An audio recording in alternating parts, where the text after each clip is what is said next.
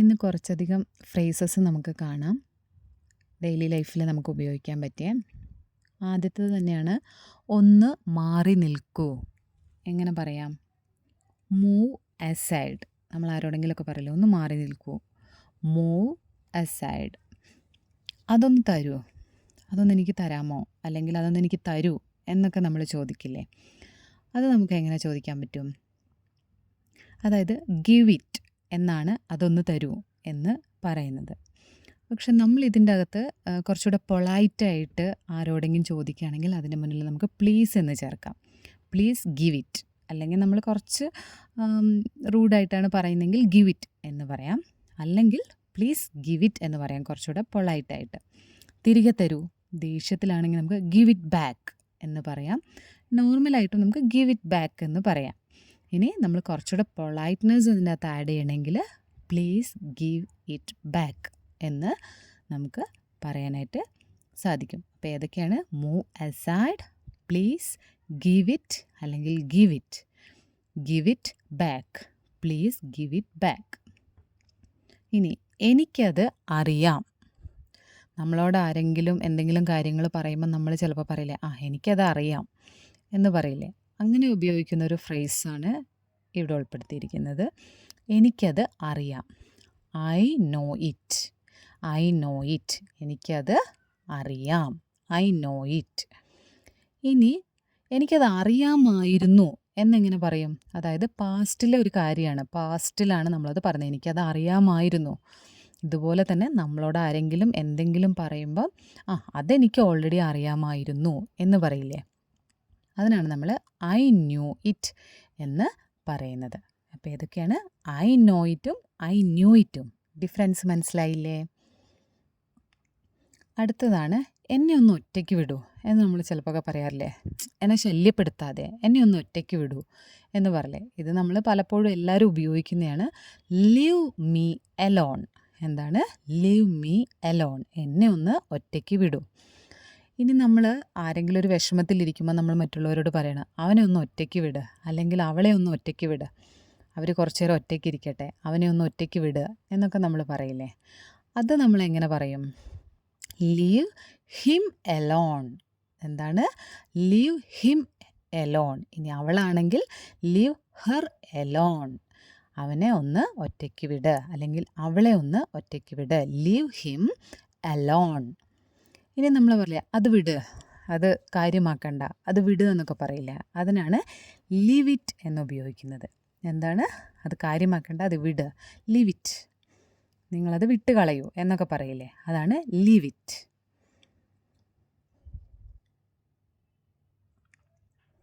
അടുത്തതാണ് ഞാൻ പോയിട്ടുണ്ട്. ഇപ്പോൾ ഫോർ എക്സാമ്പിൾ നമ്മൾ പറയുകയാണ്, ഞാൻ അമേരിക്കയിൽ പോയിട്ടുണ്ട്. അപ്പം നമ്മളോട് ആരെങ്കിലും ചോദിക്കുകയാണ്, ഹാവ് യു ഗോൺ USA? നിങ്ങൾ US പോയിട്ടുണ്ടോ എന്ന് നമ്മളോട് ചോദിക്കുകയാണ്. അപ്പം നമ്മൾ എന്താണ് അതിന് മറുപടി പറയുക? ഞാൻ പോയിട്ടുണ്ട്. അപ്പോൾ ഹാവിലാണ് ക്വസ്റ്റ്യൻ ചോദിച്ചത്. അതുകൊണ്ട് തന്നെ നമുക്ക് എന്ത് പറയാം? I have been to the USA. I have been to the USA. നമ്മൾ US പോയിട്ടുണ്ട്. ഞാൻ പോയിട്ടുണ്ട്. I have been to. ഇനി ഞാൻ പോയിട്ടില്ല എന്ന് പറയുമ്പോൾ ഹാവിൻ്റെ കൂടെ ഒരു നോട്ടും കൂടെ ചേരും. I haven't been to the USA. ഞാൻ US പോയിട്ടില്ല. I haven't been to the USA എന്ന് പറയാം. ഞാൻ ഇതുവരെ പോയിട്ടില്ല. നമ്മളൊരു പരിഭവം പോലെയൊക്കെ പറയില്ലേ, ഞാൻ ഇതുവരെ അവിടെ പോയിട്ടില്ല എന്ന് പറയില്ലേ. അതെങ്ങനെ എങ്ങനെയാണ് പറയുന്നത്? I haven't gone yet. ഞാൻ ഇതുവരെ പോയിട്ടില്ല. ഐ ഹാവിൻറ്റ് ഗോൺ യെറ്റ് എന്ന് ഉപയോഗിക്കാം. ഞാൻ ജീവിതത്തിൽ ഒരിക്കലും മഞ്ഞ് കണ്ടിട്ടില്ല. എന്തെങ്കിലും ഒരു കാര്യം നമ്മൾ ഒരിക്കലും കാണാത്ത കാര്യം ഞാൻ ജീവിതത്തിൽ കണ്ടിട്ടില്ല എന്നൊക്കെ പറയില്ലേ. അപ്പോൾ അങ്ങനെ പറയുന്നതിന് എന്താണ് പറയാൻ നോക്കാം. ഞാൻ ജീവിതത്തിൽ ഒരിക്കലും മഞ്ഞ് കണ്ടിട്ടില്ല. അപ്പോൾ എങ്ങനെയാണ്? ഞാൻ ഒരിക്കലും എന്നുള്ളതിനാണ് നെവർ സീൻ. ഒരിക്കലും കണ്ടിട്ടില്ല, നെവർ സീൻ സ്നോ. എപ്പോഴാണ്? In my life. എൻ്റെ ലൈഫിൽ ഞാൻ ഇതുവരെ എന്ത് കണ്ടിട്ടില്ല? മഞ്ഞ് കണ്ടിട്ടില്ല. I have never seen snow. ഞാൻ ഈ വർഷം ഒരു കല്യാണത്തിലും പങ്കെടുത്തിട്ടില്ല. അങ്ങനെ പറയില്ലേ നമ്മൾ. ഞാൻ ഈ വർഷം ഒരു ഫംഗ്ഷനും പങ്കെടുത്തിട്ടില്ല. അല്ലെങ്കിൽ ഞാൻ ഈ വർഷം ഒരു കല്യാണത്തിനും പങ്കെടുത്തിട്ടില്ല. I have not attended any weddings this year. I have not attended any functions this year. അങ്ങനെയൊക്കെ നമ്മൾ പറയില്ലേ, ഞാനൊരു ഉത്സവത്തിന് ഈ വർഷം പങ്കെടുത്തില്ല, അങ്ങനെയൊക്കെ പറയില്ലേ. I have not attended any weddings this year.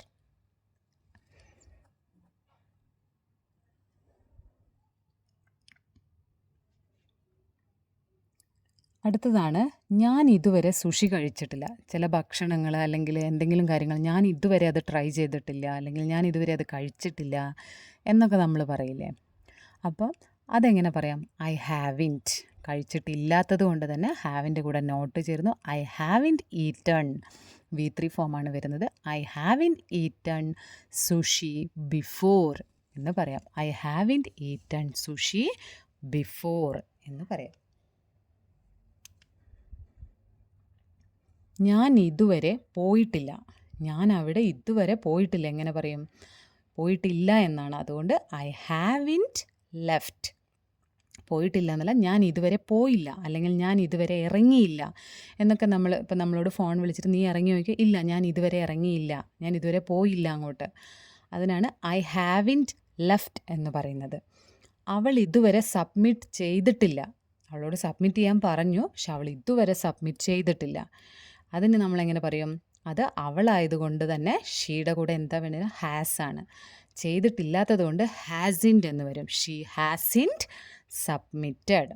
She hasn't submitted. ഇതുവരെ ചെയ്തിട്ടില്ല. അവർ ഇതുവരെ ആരംഭിച്ചിട്ടില്ല. എന്തായി? അവർ. ഐ പറഞ്ഞു, ഷീ പറഞ്ഞു, ഇനി അവർ. ദേയുടെ കൂടെ നമ്മൾ എന്താ ഉപയോഗിക്കുക? ഹാവ് തന്നെയാണ് ഉപയോഗിക്കുക.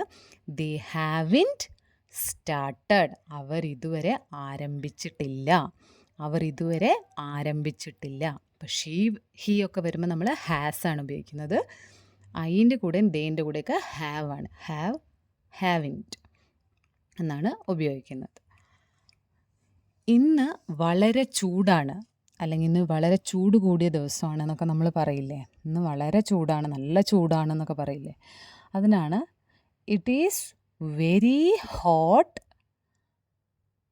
It is very hot today. ഇന്ന് എന്നുള്ളതുകൊണ്ടാണ് നമ്മൾ ടുഡേ ഉപയോഗിക്കുന്നത്. It is very hot today. ഇന്ന് നല്ല ചൂടാണ്, അല്ലെങ്കിൽ വളരെ ചൂടാണ്.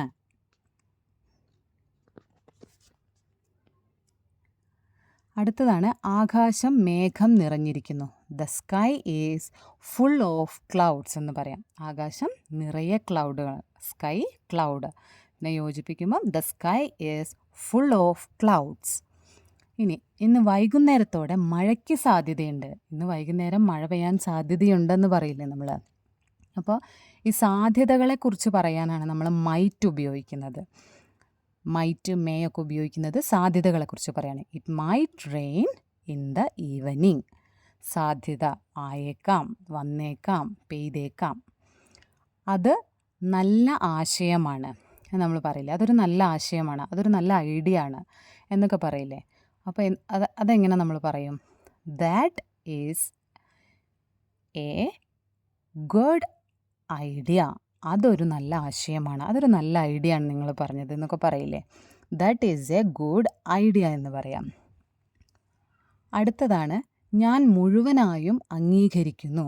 ഞാൻ നിങ്ങൾ പറഞ്ഞ കാര്യത്തോട് മുഴുവനായും അംഗീകരിക്കുന്നു. കംപ്ലീറ്റ് ആയിട്ട് ഞാൻ നിങ്ങൾ പറയുന്നതിനോട് നിങ്ങൾ പറയുന്നത് അംഗീകരിക്കുന്നു എന്ന് നമ്മൾ പറയില്ലേ.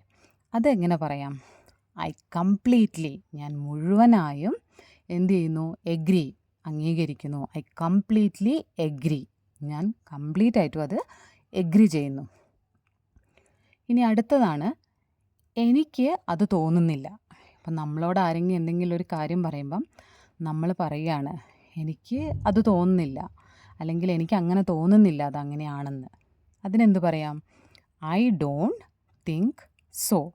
അതങ്ങനെയാണെന്ന് എനിക്ക്